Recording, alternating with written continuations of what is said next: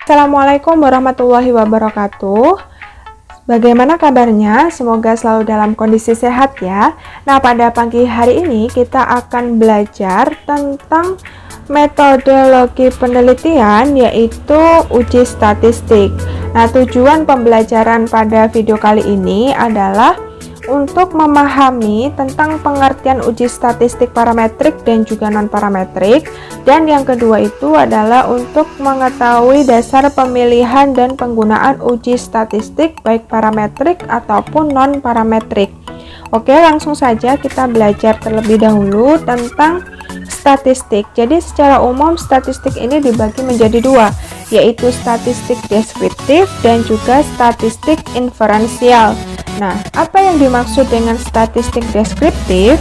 Statistik deskriptif ini adalah statistik yang memberikan deskripsi atau gambaran umum tentang karakteristik objek yang diteliti tanpa bermaksud untuk melakukan generalisasi terhadap sampel populasi. Jadi, di sini adalah memberikan deskripsi tentang objek yang diteliti.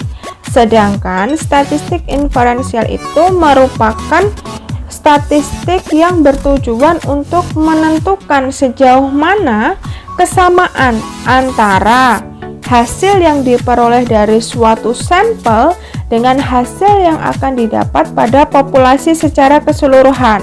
Atau biasanya statistik inferensial ini ditujukan untuk menguji hipotesis. Nah, pada video kali ini kita akan lebih berfokus kepada statistik inferensial. Nah, statistik inferensial ini secara umum dibagi menjadi dua, yaitu parametrik dan non-parametrik. Nah, kita akan pelajari itu satu persatu.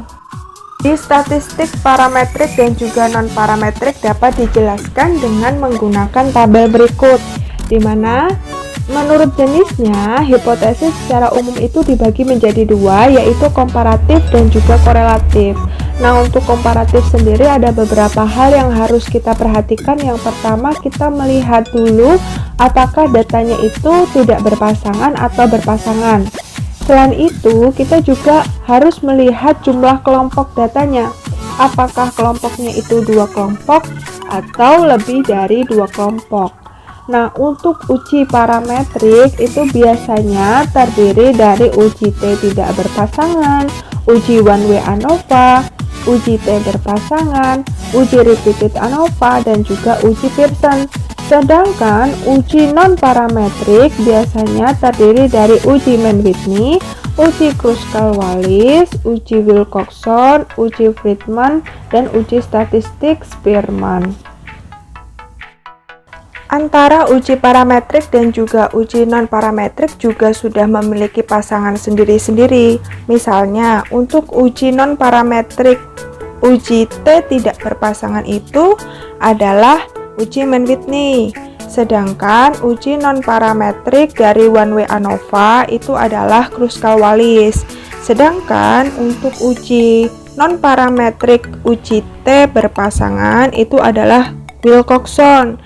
Kemudian untuk uji non-parametrik repeated ANOVA itu adalah Friedman, dan untuk uji non-parametrik Pearson itu adalah Spearman.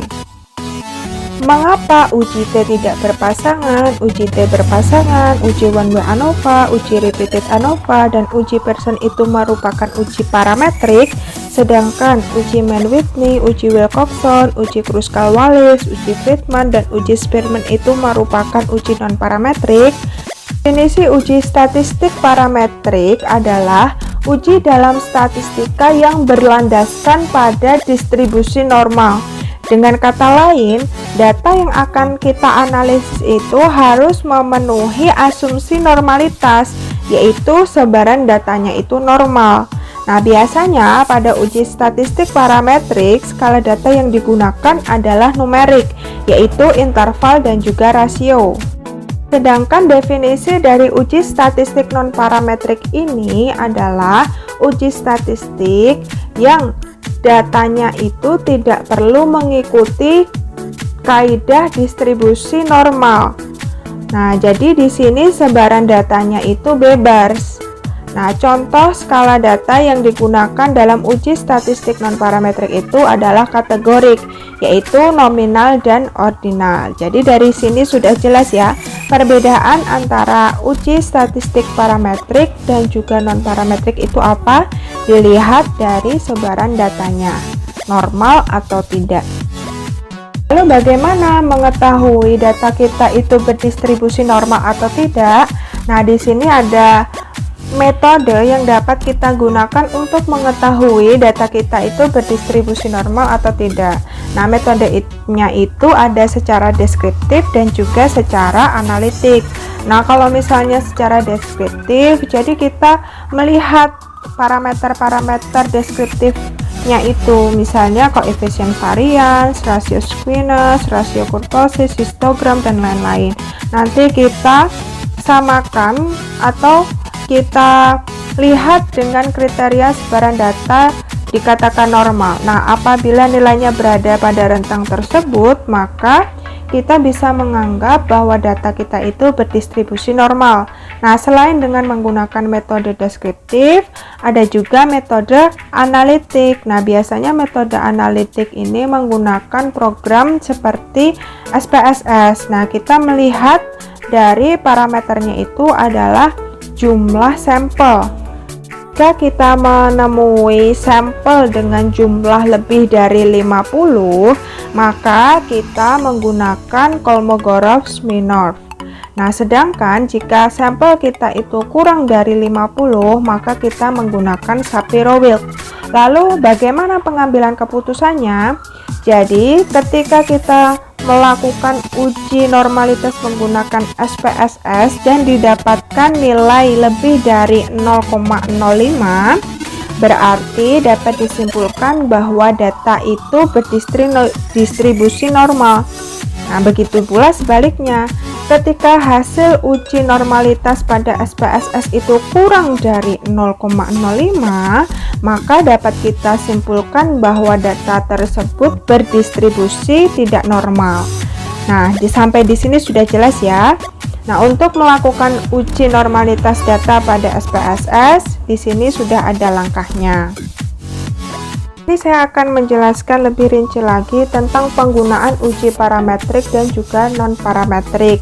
Nah, seperti yang sudah kita ketahui bersama bahwa uji T berpasangan itu merupakan uji parametrik. Nah, uji T berpasangan atau biasa disebut dengan uji dependentitas itu konsep dasarnya adalah digunakan untuk mengetahui apakah terdapat perbedaan rata-rata antara dua sampel yang berpasangan. Dua sampel yang dimaksud adalah sampel yang sama namun mempunyai dua data atau prepos. Nah, uji dependentitas ini merupakan bagian statistik parametrik karena pada uji T berpasangan ini datanya itu harus berdistribusi normal. Nah, ini kenapa uji T termasuk di dalam uji statistik parametrik.